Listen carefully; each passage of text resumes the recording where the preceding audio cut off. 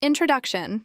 In 2025, the United States witnessed one of the largest reorganizations of its federal workforce in decades. Under sweeping directives from the administration, thousands of civil servants have been laid off, many departments restructured, and entire agencies pared down. The scale and speed of these cuts have raised urgent questions about the future of government services, worker protections, and the social and economic impact on millions of Americans. This report examines how the layoffs unfolded, which departments were hit hardest, the legal and political controversies surrounding the process, and what these changes might mean for ordinary citizens and the functioning of the federal government. What sparked the layoffs? Policy, politics, and planning. At the beginning of his second term, President Donald J. Trump moved swiftly to implement a more aggressive agenda of reducing federal bureaucracy. On January 20, 2025, he signed Executive Order 151, a directive aimed at eliminating wasteful programs and ending many diversity, equity, inclusion, and accessibility (DEIA) initiatives across government departments. Quickly thereafter, his administration established a new body known as the Department of Government Efficiency, DOGE, tasked with overhauling the federal workforce. Through DOGE, and supported by other bodies including the Office of Personnel Management, OPM, the government initiated mass layoffs, deferred resignation offers, and buyouts. The logic advanced by the administration was clear: to cut costs, streamline operations, and eliminate what was described as redundant or unnecessary employees, especially in administrative and oversight roles. But critics argued the strategy risked undermining essential public service functions. The scope of the cuts, departments, numbers, and timeline. The downsizing has been far-reaching. According to the consolidated data for 2025, key agencies have laid off thousands of workers. For example, the U.S. Agency for International Development, USAID, alone saw 10,000 employees laid off. Other affected bodies include the U.S. Forest Service, USFS, 400 layoffs.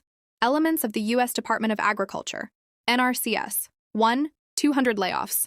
The National Oceanic and Atmospheric Administration, NOAA, 800 layoffs. And large workforce reductions at the U.S. Department of Health and Human Services, HHS. The impact across the board has been dramatic. In February 2025 alone, total announced job cuts across all sectors hit 172,017, the highest February total since 2009. And of those, about 62,242 were from 17 different federal agencies affected by these workforce reductions. Consequently, the number of federal job losses in early 2025 soared from a mere 151 cuts during the same period in 2024 to over 62,000 in 2025. That amounts to a staggering increase of more than 41,000%. Many of the layoffs targeted probationary employees, newly hired or early career staff, while some departments offered voluntary resignations or buyouts as alternatives. In addition to layoffs, the government initiated a hiring freeze for many categories, consolidated field offices, and closed or repurposed federal buildings, as part of a broader plan to shrink the size and cost of government operations. Legal, judicial, and union pushback.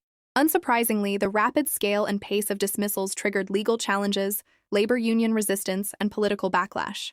For instance, a federal judge issued a preliminary injunction that indefinitely barred many major agencies from carrying out widespread layoffs, citing concerns that the executive orders may have exceeded legal authority. Even so, the Supreme Court of the United States, SCOTUS, ultimately cleared the way for the administration to resume its mass layoff plans. The court issued a brief unsigned opinion staying the injunction, effectively allowing departments to proceed with workforce reductions while legal challenges continue. Meanwhile, some of the cuts, particularly those affecting newer employees, have been criticized as indiscriminate and unfair. Analysts have noted that firing probationary workers en masse risks draining the federal workforce of younger talent or potential long-term civil servants. Several unions and worker rights groups have decried what they call a campaign of intimidation, fear, and instability, arguing that not only does the layoff strategy undermine job security, but that it jeopardizes the long-term functioning and institutional memory of federal agencies. As a result, parts of the workforce reductions have been stalled, challenged in court, or partially reversed. But the broader restructuring, including elimination of entire agency functions, continues. Ripple effects. Services, governance, and national security.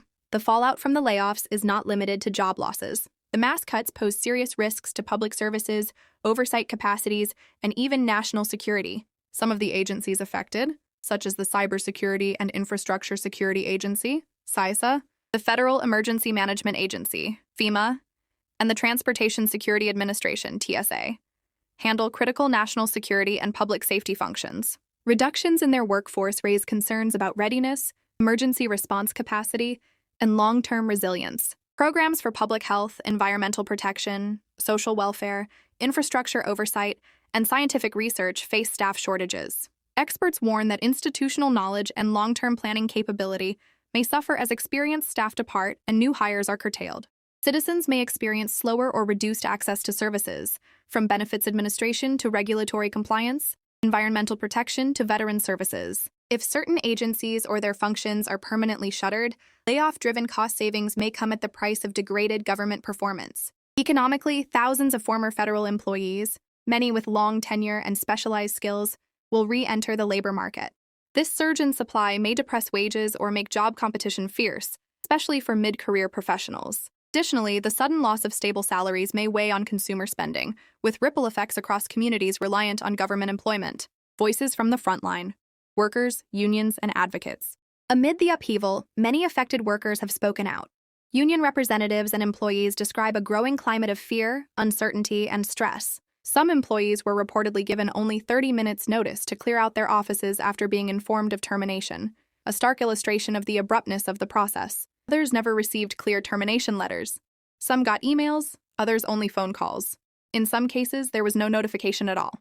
Many were left scrambling to understand their future. Some junior employees and recent hires, probationary staff, have voiced frustration that they are being dismissed without proper evaluation, while veteran staff remain untouched, raising concerns of generational discrimination and institutional bias. Worker advocacy groups warn the human toll of these decisions may last for years, affecting not just paychecks, but morale, trust in public institutions, and the willingness of future generations to pursue public service careers. Political and constitutional stakes.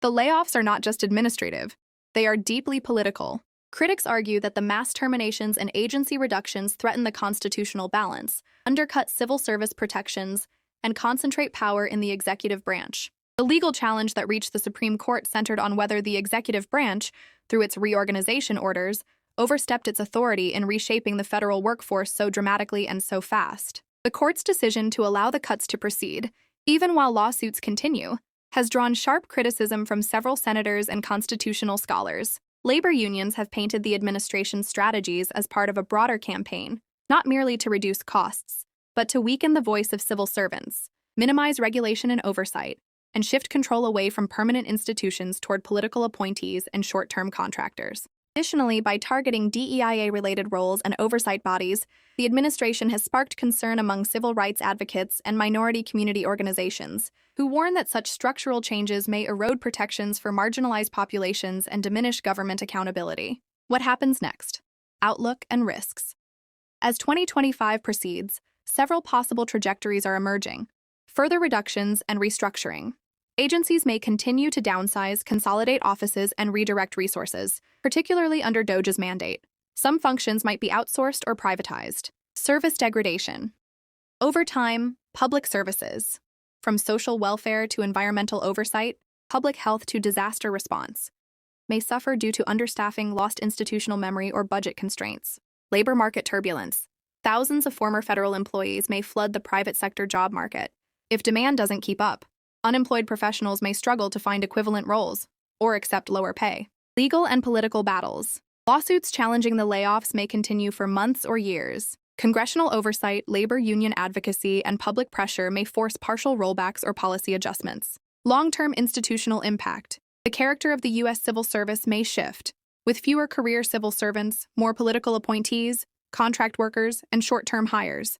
This could affect governance, continuity, and public trust. Global and human perspective.